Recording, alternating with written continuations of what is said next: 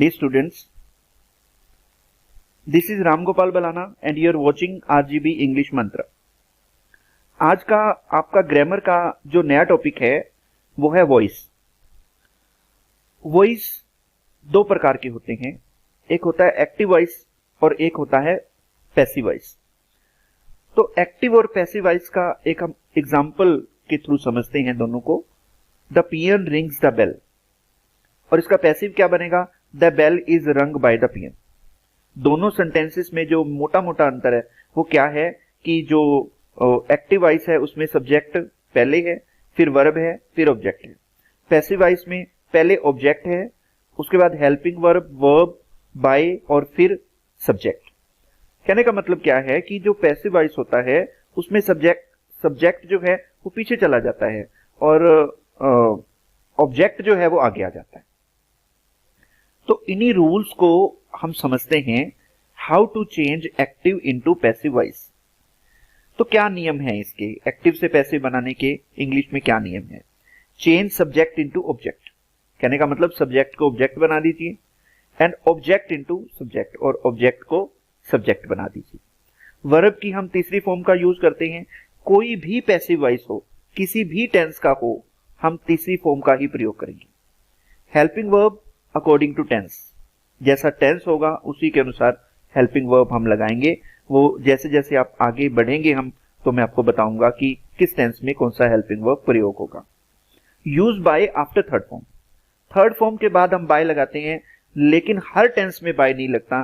कुछ टेंस में बाय के अतिरिक्त कोई अन्य प्रेपोजिशन भी कई बार लग जाती है, लेकिन ज्यादातर टेंसेस में बाय देखने को मिलता है।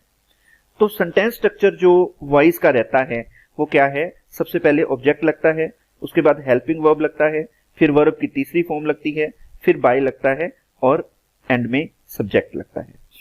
तो एक्टिव वॉइस का जो सेंटेंस स्ट्रक्चर होता है उसमें सब्जेक्ट पहले आता है, पैसिव वॉइस के सेंटेंस स्ट्रक्चर में सब्जेक्ट बाद में आता है, सबसे पीछे आता है। ओके, नाउ शुरू करते हैं हम प्रेजेंट इंडेफिनिट टेंस के वॉइस से। प्रेजेंट इंडेफिनिट टेंस के जो वॉइस हैं, जिस तरह से हमने टेंस में किया है उसकी 6 टाइप्स की हैं। Simple type, negative type, interrogative type, interrogative plus negative, WH interrogative और WH इंट्रोगेटिव टाइप। यही सारी की सारी टाइप्स वॉइस में भी रहेंगी प्रेजेंट इंडेफिनिट टेंस में।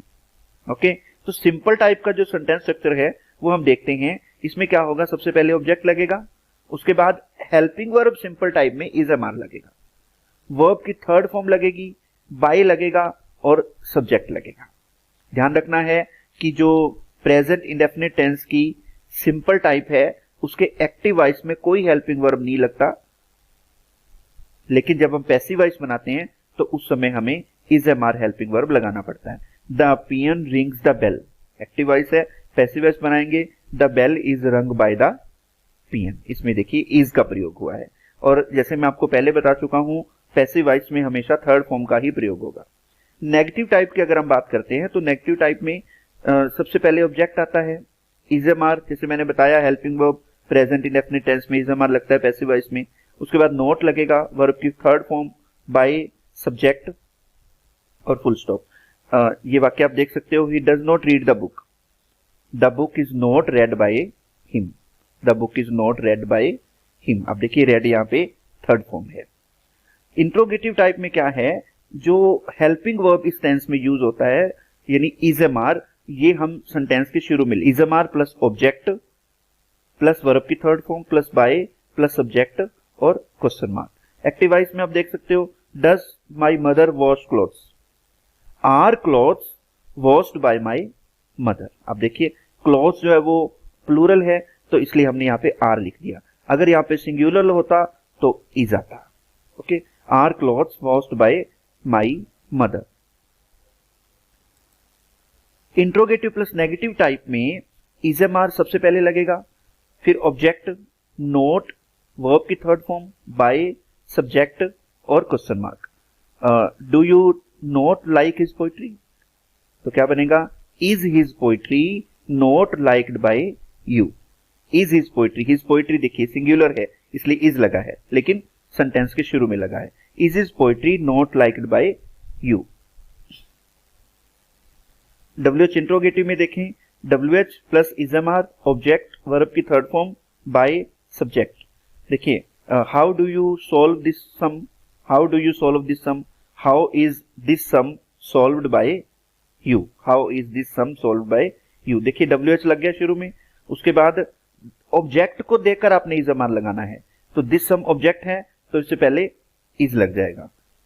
दिस सम जो है सिंगुलर है इसलिए इज लग जाएगा, how is this sum solved by you. WH interrogative plus negative में क्या है, सबसे पहले WH plus is am are plus object plus not plus V3 plus by plus subject और एंड में क्वेश्चन मार्क। एक्टिव वॉइस आप देखिए, why does he not cook his meal, तो क्या होगा, वाई WH है हमने शुरू में लिख दिया, हिज मील सिंगुलर है इसलिए इज आ गया, why is his meal not cooked by him, why is his meal not cooked by him. यहां आपको एक बात बता देनी जरूरी है, एक्टिव वॉइस और पैसिव वॉइस जो हैं, जो अर्थ एक्टिव वॉइस का होता है वही अर्थ पैसिव वॉइस का होता है। अर्थ में कोई अंतर नहीं होता, लेकिन सब्जेक्ट ऑब्जेक्ट को आगे पीछे करके रखा गया होता है। क्या अब हम समझते हैं वॉइस की टेबल को। ये टेबल में आप देख रहे हो कुछ एरो मार्क्स लगे हुए हैं जो कि एक टेंस से दूसरे टेंस की तरफ जा रहे हैं। अब यहां आप देख सकते हो कि ये जो कॉन्टिन्यूअस वाला एरो मार्क है वो इंडेफिनिट की तरफ जा रहा है और परफेक्ट कॉन्टिन्यूअस वाले जो एरो मार्क हैं वो परफेक्ट की तरफ जा रहे हैं। इसका क्या मतलब है, इसका मतलब ये है कि इसका मतलब हेल्पिंग वर्ब से है। वर्ब तो पैसिव वॉइस में हमेशा थर्ड फॉर्म ही लगेगी, कोई भी टेंस होगा थर्ड फॉर्म का ही हम यूज करेंगे, लेकिन जो हेल्पिंग वर्ब है उसके लिए ये जो एरो मार्क्स हैं विद्यार्थियों को याद रखने के लिए कि हेल्पिंग वर्ब कौन सा लगेगा कौन से टेंस में, तो उसके लिए ये एक तरीका अपनाया गया है कि एरो मार्क्स के थ्रू आप याद रख सकते हो। इसका मतलब क्या है, इसका मतलब ये है कि पैसिव वॉइस में जो प्रेजेंट इंडेफिनिट टेंस है उसमें प्रेजेंट कॉन्टिन्यूअस वाला हेल्पिंग वर्ब आएगा, मतलब जो प्रेजेंट कॉन्टिन्यूअस वाला हेल्पिंग वर्ब है वो प्रेजेंट इंडेफिनिट में लगेगा। अब प्रेजेंट कॉन्टिन्यूअस वाला हेल्पिंग वर्ब कौन सा है, इजमार, वो पैसिव वॉइस बनाते हुए प्रेजेंट इंडेफिनिट में लगेगा। इसी तरह से पास्ट कॉन्टिन्यूअस वाला हेल्पिंग वर्ब वाजवर है, वो जब हम पैसिव वॉइस बनाएंगे तो किसमें लगेगा, पास्ट इंडेफिनिट में। इसी तरह से फ्यूचर कॉन्टिन्यूअस वाला जो हेल्पिंग वर्ब है विल शैल प्लस बी, वो पैसिव वॉइस बनाते हुए किसमें लग जाएगा, फ्यूचर इंडेफिनिट टेंस में लग जाएगा। इसी तरह से परफेक्ट कॉन्टिन्यूअस के जितने भी हेल्पिंग वर्ब हैं वो परफेक्ट टेंस में लग जाएंगे। जैसे प्रेजेंट परफेक्ट कॉन्टिन्यूअस का हेल्पिंग वर्ब हैज हैव के साथ बीन होता है, वो किस टेंस में लग जाएगा, पैसिव वॉइस में प्रेजेंट परफेक्ट टेंस में लग जाएगा। इसी तरह से पास्ट परफेक्ट कॉन्टिन्यूअस का हेल्पिंग वर्ब हैड बीन होता है, वो पैसिव वॉइस में पास्ट परफेक्ट टेंस में लग जाएगा। इसी तरह से फ्यूचर परफेक्ट कॉन्टिन्यूअस वाला हेल्पिंग वर्ब कौन सा होता है, विल शैल के साथ हैव बीन, तो ये किस में लग जाएगा, फ्यूचर परफेक्ट टेंस में लग जाएगा। तो आप देख सकते हो ये जो क्रॉस के निशान हैं ये बताते हैं कि इन टेंसेस के वॉइस नहीं बनते, इन टेंसेस के वॉइस नहीं बनते। वास्तव में इन टेंसेस के वॉइस भी बनते हैं लेकिन बहुत रेयर बनते हैं, बहुत रेयर बनते हैं, इसलिए इनके हम वॉइस नहीं बनाते। ज्यादातर बच्चे, ज्यादातर बुक्स में इनके वॉइस नहीं होते, ठीक है ना। लेकिन ऐसा नहीं है कि बिल्कुल ही नहीं बनते, बनते हैं लेकिन बहुत रेयर बनते हैं, इसलिए इनको स्किप कर दिया गया है, ठीक है। इसलिए इसके स्थान पर क्रॉस लगा दिया गया है कि इनके वॉइस हम नहीं करेंगे, ठीक है ना। 4 ऐसे टेंस हैं जिसमें present perfect continuous, past perfect continuous, future perfect continuous और फ्यूचर कॉन्टिन्यूअस, इनके वॉइस नहीं बनेंगे, इनके हम वॉइस नहीं करेंगे। और अब कौन से 2 टेंस बाकी हैं, एक तो है प्रेजेंट कॉन्टिन्यूअस और दूसरा है पास्ट कॉन्टिन्यूअस। प्रेजेंट कॉन्टिन्यूअस में इजमार जो हेल्पिंग वर्ब है उसके साथ बीइंग लग जाएगा और पास्ट कॉन्टिन्यूअस में वाजवर जो हेल्पिंग वर्ब होता है उसके साथ बीइंग लग जाएगा। इस प्रकार से वॉइस की जो टेबल है अगर आप ध्यान में रख लेते हैं तो ये आपको वॉइस करवाने में बड़ी सहायता करेगी। एक और टेबल को हम समझते हैं तो इससे आपके लिए वॉइस और आसान हो जाएंगे। मैंने आपके लिए जो टेबल है ये तैयार की है ये बताने के लिए कि हम टेंस और वॉइस के हेल्पिंग वर्ब कंपेयर करते हैं कि इस टेंस में क्या और इसी टेंस के वॉइस में क्या। अब ये देखिए, प्रेजेंट इंडेफिनिट टेंस की अगर हम बात करें उसमें क्या लगता है, या तो वर्ब की पहली फॉर्म लगती है या पहली फॉर्म के साथ एसिस लगता है, और हेल्पिंग वर्ब क्या है, डू डस लगता है। तो पैसिव वॉइस में is am are helping verb लग जाएगा, is am are helping verb लग जाएगा, डू डस हेल्पिंग वर्ब नहीं लगेगा, ध्यान रखना। प्रेजेंट कॉन्टिन्यूस की बात करें तो प्रेजेंट कॉन्टिन्यूस टेंस में इज एम आर लगता है, लेकिन वॉइस में इज एम आर के साथ बीइंग लगता है। प्रेजेंट परफेक्ट में हैज हैव हेल्पिंग वर्ब लगता है टेंस में, एक्टिव वॉइस में, टेंस का मतलब एक्टिव वॉइस, और पैसिव वॉइस में क्या होगा, हैज हैव के साथ बीन लग जाएगा। इसी तरह से present perfect continuous tense active voice में क्या होगा, हैज हैव के साथ बीन लगेगा, और पैसिव वॉइस इसका हम बनाते ही नहीं है। पास्ट इंडेफिनिट में या तो वर्ब की सेकंड फॉर्म सिंपल टाइप में लगती है और बाकी टाइप में डिड हेल्पिंग वर्ब लगता है, तो जब हम इसका पैसिव वॉइस बनाएंगे तो उसमें वाज वर हेल्पिंग वर्ब लगेगा। वर्ब तो आपको पहले ही बता चुके हैं, थर्ड फॉर्म लगेगी। पास्ट कॉन्टिन्यूस टेंस में was were helping verb active voice में लगता है, तो पैसिव वॉइस में वाज वर के साथ बीइंग लग जाएगा। इसी तरह से पास्ट परफेक्ट में हैड हेल्पिंग वर्ब लगता है एक्टिव वॉइस में, पैसिव वॉइस में हैड बीन लगेगा। पास्ट परफेक्ट कॉन्टिन्यूस टेंस में हैज हैव के साथ बीन लगेगा, एक्टिव वॉइस में पैसिव वॉइस इसका बनेगा ही नहीं, इसलिए क्रॉस लगा दिया। फ्यूचर इंडेफिनिट में विल शैल हेल्पिंग वर्ब लगता है और पैसिव वॉइस में विल शैल के साथ बी लगेगा, एक्टिव वॉइस में विल शैल और पैसिव वॉइस में विल शैल के साथ बी। फ्यूचर कॉन्टिन्यूस में विल शैल के साथ बी और इसका वॉइस हम बनाते ही नहीं है, इसलिए क्रॉस लग गया। फ्यूचर परफेक्ट में विल शैल के साथ हैव, और जब हम वॉइस बनाएंगे पैसिव वॉइस बनाएंगे तो विल शैल के साथ हैव बीन लग जाएगा। इसी तरह से फ्यूचर परफेक्ट कॉन्टिन्यूस टेंस का जो एक्टिव वॉइस है उसमें विल शैल के साथ हैव बीन लगेगा, और पैसिव वॉइस में हम इसका वॉइस हम बनाते ही नहीं है, इसलिए उसके लिए हमने क्या लगा दिया, क्रॉस लगा दिया। इस टेबल को भी अगर आप ध्यान में रखेंगे तो आपको वॉइस करने में कठिनाई नहीं आएगी। अब टेंस के अतिरिक्त कुछ और टाइप्स होती हैं वॉइस में, जिसमें है मॉडल टाइप। मॉडल टाइप अगर होगी तो उसमें क्या होगा, आपको कोई ना कोई मॉडल मिलेगा, can, could, may, might, would, should, ought, dare, need वगैरह कोई ना कोई मॉडल मिलेगा। तो जब सेंटेंस में ये मॉडल होगा तो आपने क्या करना है, मॉडल को चेंज नहीं करना। जो एक्टिव वॉइस में मॉडल है पैसिव वॉइस में भी वही मॉडल रहेगा, लेकिन आपने ध्यान रखना है मॉडल के साथ बी लगा देना है। ओके, तो जैसे ये सेंटेंस आप देख सकते हो, I can do this work easily. आप देखिए आई सब्जेक्ट है, कैन मॉडल है, डू वर्ब है, दिस वर्क ऑब्जेक्ट है। तो इसका जब हम पैसिव वॉइस बनाएंगे तो क्या होगा, ऑब्जेक्ट को हम पहले लाएंगे। तो सेंटेंस स्ट्रक्चर में आप देख सकते हो object plus modal plus be plus third form plus subject. This work object है, ये आगे आ जाएगा, this work can be done easily. By me भी लिख सकते हो, ना लिखो तो भी कोई बात नहीं, this work can be done easily. Prepositional type में क्या होगा, इसमें बाय नहीं लगेगा, बाय के स्थान पर कोई ना कोई प्रेपोजिशन लग जाएगी। तो क्या होगा, सबसे पहले ऑब्जेक्ट लगेगा, हेल्पिंग वर्ब लगेगा, वर्ब की थर्ड फॉर्म लगेगी, प्रेपोजिशन लगेगी और सब्जेक्ट लगेगा। अब जो हेल्पिंग वर्ब वो कौन सा लगेगा, वो आपको टेंस को पहचानना होगा। अगर प्रेजेंट इंडेफिनिट टेंस है तो इज एम आर लगेगा, पास्ट इंडेफिनिट है तो वाज वर लगेगा। वो जो रूल मैंने आपको पीछे बताए हैं उसी अकॉर्डिंग लगेगा। आप यहाँ पे आप देख सकते हो आई नो हिम, तो आई सब्जेक्ट है, नो वर्ब है और हिम ऑब्जेक्ट है। इसका पैसिव वॉइस बनाएंगे तो हिम आगे आएगा, ही इज नोन, या बाई नहीं लगेगा, टू मी लगेगा, क्योंकि नो के साथ प्रेपोजिशन टू लगती है, इसलिए he is known to me. This pot contains milk, तो क्या होगा, milk is contained in this pot. यहां बाय नहीं लगेगा, बाय की जगह पे इन लगेगा, milk is contained in this pot, क्योंकि कंटेन्ड के साथ प्रेपोजिशन इन लगती है। इंपेरेटिव टाइप में क्या होगा, इसमें ऐसे सेंटेंस होंगे जो कि उपदेश सूचक होंगे, जो कि ऑर्डर वाले होंगे, ठीक है, जो कि रिक्वेस्ट वाले होंगे, जो कि मनाही वाले होंगे।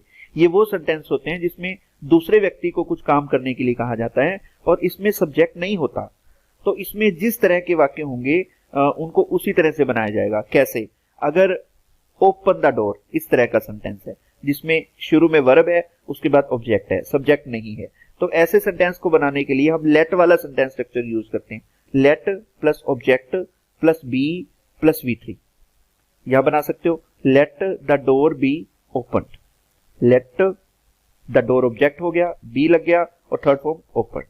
इसी तरह से यदि वाक्य में प्लीज या काइंडली हो तो प्लीज या काइंडली को हटाकर यू आर रिक्वेस्टेड टू लगाओ। देखिए प्लीज ओपन द डोर, तो कैसे बनेगा, प्लीज को हटा दीजिए, इसकी जगह पे लिख दीजिए यू आर रिक्वेस्टेड टू, बाकी सारा ओपन द डोर ऐसे कैसे लगा दो, you are requested to open the door. इसी तरह से प्लीज के स्थान पर अगर काइंडली होगा तो आप काइंडली को हटा दोगे, उसकी जगह पर यू आर रिक्वेस्टेड टू लिख दोगे और बाकी जो सेंटेंस पीछे रहेगा उसको वैसे का वैसे उसके पीछे लगा देंगे। यदि वाक्य में मनाही होगी तो यू आर फॉरबिडन टू आपने लगाना है, मना किया गया होगा। मना कैसे करेंगे, जैसे do not plug the flower, फूलों को मत तोड़ो, डू नॉट लगा के मना किया गया है, तो आपने क्या करना है, डू नॉट की जगह पर you are forbidden to pluck the flower करके बनाना है। डू नॉट को हटा देना है, उसकी जगह पे यू आर फॉरबिडन टू लगा देना है और बाकी pluck the flower as it is पीछे लग जाएगा। एक्सरसाइज हम देखते हैं, कुछ टेंस की एक्सरसाइज दी गई है ताकि आपकी अंडरस्टैंडिंग बेटर हो। She is not reading a new novel, इसमें क्या है, हमें वाक्य को पहचानना है ये टेंस कौन सा है। She is not reading a new novel, ये प्रेजेंट कॉन्टिन्यूअस टेंस है और उसकी नेगेटिव टाइप है। प्रेजेंट कॉन्टिन्यूअस में हम क्या करते हैं, इज एम आर जो हेल्पिंग वर्ब है उसके साथ बीइंग लगाते हैं, ठीक है। तो कैसे बनेगा, a new novel is not being red bye her, a new novel is not being red bye her. I have completed this work just now, अब देखिए आई हैव कंप्लीटेड ये प्रेजेंट परफेक्ट टेंस है, इसका जब हम voice बनाएंगे तो क्या होगा, हैज हैव के साथ बीन लग जाएगा। This work has been completed by me just now. अगला वाक्य देखते हैं, did Monu paint this picture, तो ये पास्ट इंडेफिनिट टेंस है क्योंकि डिड का यूज हुआ है। पास्ट डेफिनिट टेंस है, पास्ट डेफिनिट में हेल्पिंग वर्ब वाज वर लगता है तो हम उसी तरह से वाज वर लगा देंगे। Was this picture painted by Monu. Who was beating my brother, was beating past continuous tense है तो इसमें क्या होगा, वाज वर के साथ बीइंग लगेगा। हु को बाय होम में चेंज करेंगे, by whom was my brother, object my brother है, being beaten. We had already miss the train, तो देखें टेंस कौन सा है, past perfect tense. Past perfect tense में हैड हेल्पिंग वर्ब है, साथ में बीन लगेगा। द ट्रेन ऑब्जेक्ट है, आगे आएगा the train had already been missed by us, we पीछे जाके अस हो जाएगा। The police will look into the matter, will look into, will shall का यूज हुआ है तो कौन सा टेंस हुआ, future indefinite tense. Future indefinite tense में क्या करेंगे, हम विल शैल के साथ बी लगा देंगे तो क्या बनेगा, the matter will be looked into by the police. तो इस तरह से कुछ एक्सरसाइज भी मैंने आपको करवाई और कुछ एग्जाम्पल और रूल्स भी बताए। उम्मीद है आप सभी विद्यार्थियों को ये जो वॉइस के रूल हैं ये समझ आए होंगे। आप वॉइस का और अभ्यास करें, इंटरनेट से आपको इसकी एक्सरसाइज मिल सकती है या फिर आपकी जो बुक्स हैं उसमें भी आपको एक्सरसाइज इसकी मिल जाएगी। तो एक्सरसाइज करें, अभ्यास करें और वॉइस पर मास्टरी करें। अगर आपको ये वीडियो अच्छी लगी है तो आप इस वीडियो को लाइक करें, शेयर करें, सब्सक्राइब करें, बेल आइकन जरूर दबाएं और दूसरे विद्यार्थियों को भी इस वीडियो को देखने के लिए कहें। थैंक्स।